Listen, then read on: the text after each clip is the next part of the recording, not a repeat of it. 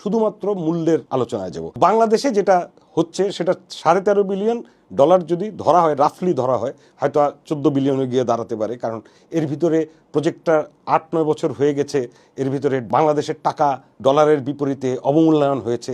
So টাকার component এটার মধ্যে আরো বেড়ে যাবে হয়তো। তো আমি ধরে নেই এটা $13.5 বিলিয়ন, যেখানে সবচেয়ে লেটেস্ট সেম কনফিগারেশন এই VVER 1200 এই প্রযুক্তি দিয়ে ভিয়েতনামে চুক্তি হয়েছে।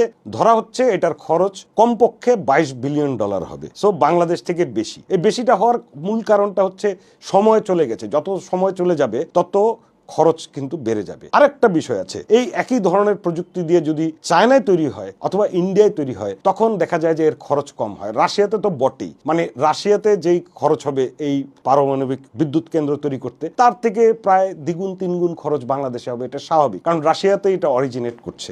আর চায়নাতে যখন এই একই প্রযুক্তি দিয়ে তৈরি করছে, তখন দেখা যাচ্ছে যে চায়না নিজেই এর অনেক অংশ পার্টস তৈরি করে দিতে পারছে, বিকজ চায়না হচ্ছে বিশ্বের বড় ম্যানুফ্যাকচারিং হাব। সো তার ব্যাক এন্ডে অনেক কিছু। আর বাংলাদেশে আমরা কোনো কিছুই তৈরি করি না, আমরা এই প্রযুক্তি সম্পর্কে কিছুই জানি না। পুরো টেকনোলজিটা আসছে রাশিয়া থেকে, তারা আমাদের সব যন্ত্রপাতি দিচ্ছে, কনস্ট্রাকশনের কিছু পার্ট লোকালি হচ্ছে, কিন্তু মূল জিনিসগুলো কিন্তু রাশিয়া থেকেই সব আসছে। এবং এটা চালাতে যে প্রশিক্ষণ, সেটাও পুরোপুরি কিন্তু বাংলাদেশকে নিতে হচ্ছে, তাই তার খরচটাও বেশি। যেই কারণে ভিয়েতনামেও নিজস্ব কিছু নেই, যে কারণে ভিয়েতনামেও বাংলাদেশের মতোই খরচ হচ্ছে, বাংলাদেশের থেকে বেশি। আমি যদি একটা টেবিল দেখি, তাহলে আপনি আর একটু বুঝতে পারবেন যে পৃথিবীর কোন কোন রিজিয়নে নিউক্লিয়ার পাওয়ার প্রজেক্ট তৈরি করতে খরচ কম হয়, আবার কোন কোন রিজিয়নে তৈরি করতে বাংলাদেশ থেকেও অনেক বেশি খরচ হয়। ইজিপ্টে তৈরি হয়েছে, যেটাও বাংলাদেশের মতোই খরচ। তারা 48 মেগাওয়াট করেছে $28 বিলিয়ন খরচ করে, তার পার মেগাওয়াট খরচ প্রায় $6 মিলিয়ন,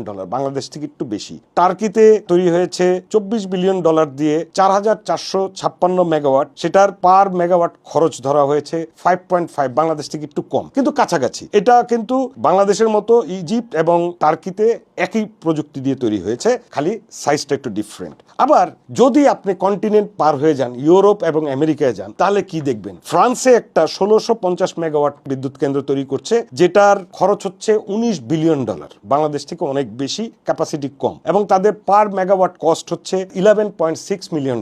সো বাংলাদেশ থেকেও দ্বিগুণ।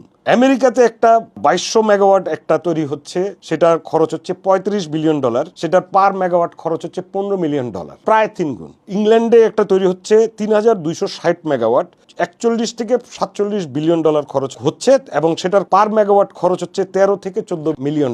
সো আপনারা এটা শুনে বুঝতে পারছেন যে আসলে নিউক্লিয়ার পাওয়ার প্রজেক্টের তৈরি করতে প্রথমেই আপফ্রন্ট অনেক খরচ হলেও মূল জিনিসটা হচ্ছে যে পার মেগাওয়াটে কত তৈরি হচ্ছে, মানে এই বিদ্যুৎ কেন্দ্র তৈরি করে কত মানুষকে সার্ভ করা হবে, কতদিন সার্ভ করা হবে, এবং তার ফলে মাথাপিছু কত খরচ হবে। আরেকটা পিকচার দিই, এবং এটা ফাইনাল কথা আমার। বাংলাদেশে বর্তমানে টাকা ডিভ্যালুয়েশনের কারণে এবং ওভার ক্যাপাসিটি বিভিন্ন ফ্যাক্টরের কারণে বর্তমানে বিদ্যুৎ পার কিলোওয়াট যেটা আমরা পে করি যেই মূল্যে, সেই উৎপাদন মূল্য হয়ে গেছে প্রায় 12 টাকা। আমাদের সরকার সেটা 8.5 টাকা 9 টাকা বিক্রি করে, লস করে বিক্রি করে। সেখানে আপনার কিন্তু নিউক্লিয়ার নেই। এই নিউক্লিয়ার পাওয়ার প্রজেক্ট আসলে কিন্তু এভারেজ খরচটা কমে যাবে, কারণ নিউক্লিয়ার ধরে নেওয়া হচ্ছে এটা 4.5 টাকা থেকে 8 টাকার ভিতরে থাকবে এটার খরচ, যেটা এভারেজ যে পাওয়ার তৈরির খরচ তার থেকে অনেক কম।